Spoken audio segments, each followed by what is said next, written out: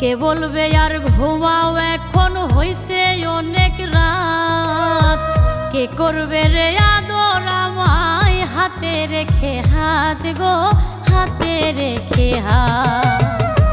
কে বলবে আর ঘুমাও এখন হইছে অনেক রাত, কে করবে রে আদর আমায় হাতে রেখে হাত গো হাতে রেখে হাত।